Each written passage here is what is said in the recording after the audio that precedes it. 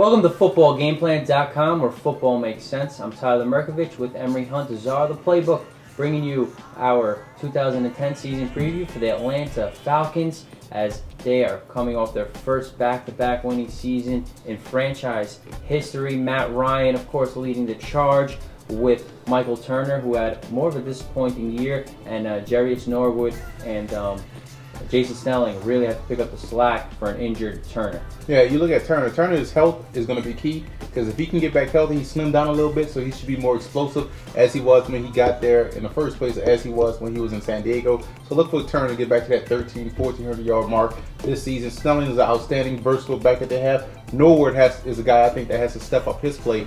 And Matt Ryan is approaching on elite status.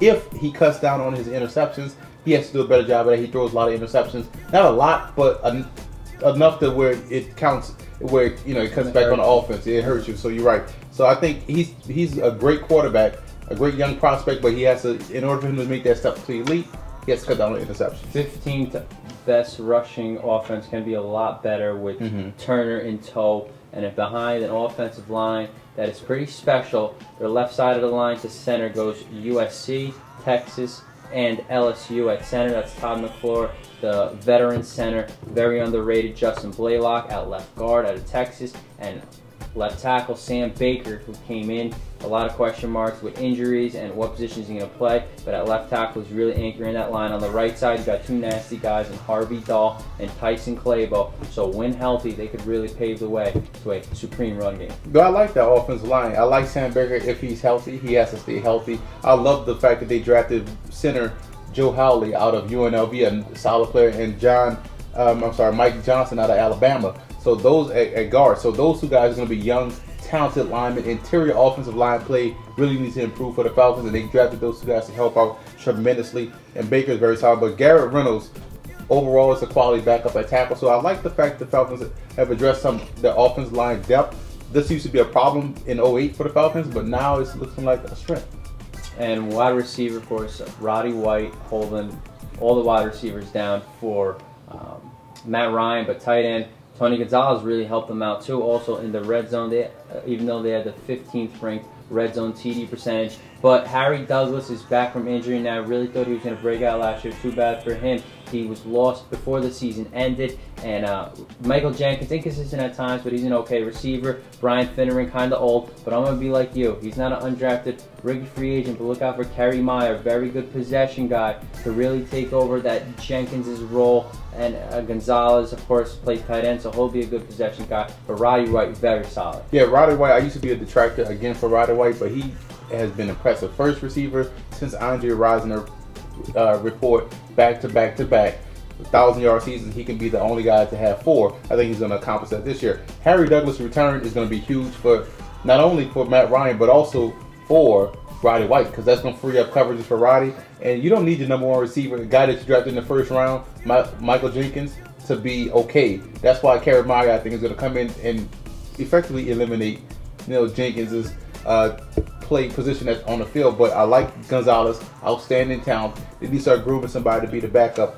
for Gonzalez. They need to start grooming another tight end. But I like their wide receiver core now. And nowadays it's always a couple tight end sets. So Justin Peele behind them, question marks behind Gonzalez if he gets injured also. We didn't mention a guy, fullback Obi Moheli. Nothing pretty about him, but really blocks at the fullback position. And we also did mention backup quarterback for the Falcons. Chris Redmond stepped in a couple games last year. Right, well. And he's going to have to compete with John Parker Wilson, the guy that can really sling it. Defensive side of the ball, it was a huge detriment, and that was sacks. Only 28 sacks. That was tied for 26th in the league. Their rush defense was pretty good, but their pass defense was awful, giving up over 241 yards per game. That was ranked 28th in the league. It all starts up front with that pass rush. First-round pick Pariah Jerry went down with an early season injury, and it hurt John Abraham's ability to rush the quarterback. So Pariah Jerry, Jonathan Babineau, defensive tackles, Croy Bierman at the other one, Jamal Anderson can play a couple positions, but he's really been a bust. But he still could break out of that for him. And I really like Lawrence Sidbury, a guy out of Richmond that plays defensive end as well too. If he can get it all together, that's going to be a special talent. He can't provide that rush opposite of Abraham. But that's what they need. Sidbury, I really like him a lot. Corey Bierman is another guy that can bring it as well too. So between Sidbury and Bierman, those guys are going to help provide that rush. Pariah Jerry, look for a big year out of him. This guy was hurt last season. That's why they drafted him out of Ole Miss. He's going to have a big, strong year this season. It's going to help get that interior push. Him and Babin will really have to do a better job of getting to the quarterback from the interior. But D tackle Vance Walker has a lot of talent, and also keep an eye on rookie Corey Peters out of Kentucky, another guy that can bring it out of the SEC. Yeah, they drafted him rather early, so that if that D-line improves, it can have an impact, because I love their linebackers. Mike Peterson they pick up. Curtis Walton has really come into his own, and now they draft Spoon, that's Sean Weatherspoon out of Missouri. So they got 3 guys, including they also have Stephen Nicholas, Coy Wire, and I think this is one of the strongest units in the league. I think it's one of the best units in the division, because the Carolina linebacker units are always injured, but this is the best linebacking core in the NFC South.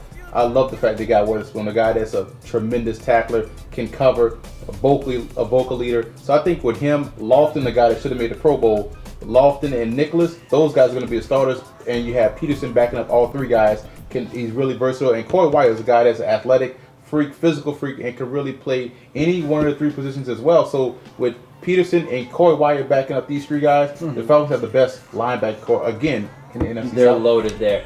Secondary, very shady last year. That's why Chris Houston is out. The big pickup here is Dunta Robinson out of South Carolina, formerly of the Houston Texans.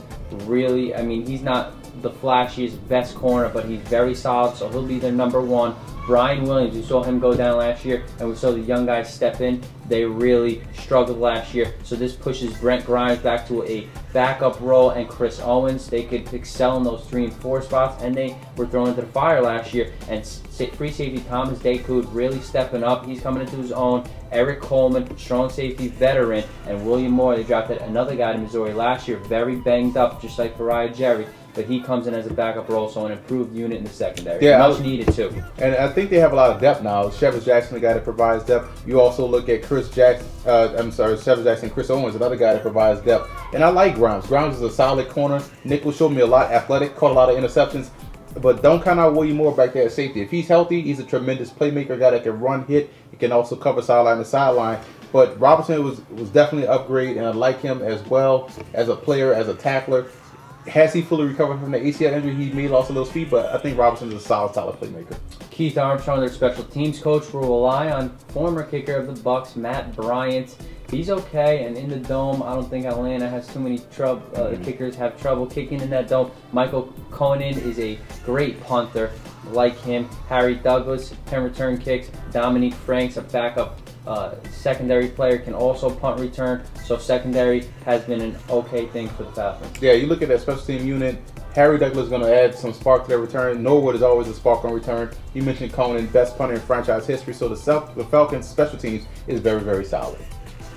So Mike Smith really on the verge of a tipping point right here. We know in the South it's always a different team who wins. It usually the bottom team. Atlanta coming off a 9-7, but a lot of people happy with former defensive coordinator of Jacksonville, Mike Smith, what he's done, and a lot of problems with Matt Ryan. Tony Gonzalez taken down, but that offense, they improved the defense to go with that offense, so the Falcons could be in prime contender in the South. Falcons is a scary football team this year. This is a team that really can contend for that title. You look at it with the moves that they made in the offseason, gotten better, getting healthier, so they can compete with the Saints. They took them down to the wire twice last year.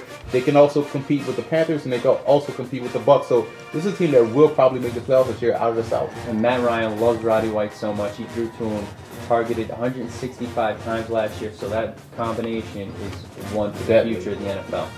For more, visit footballgameplan.com/NFL or check out our YouTube channel at youtube.com/footballgameplan.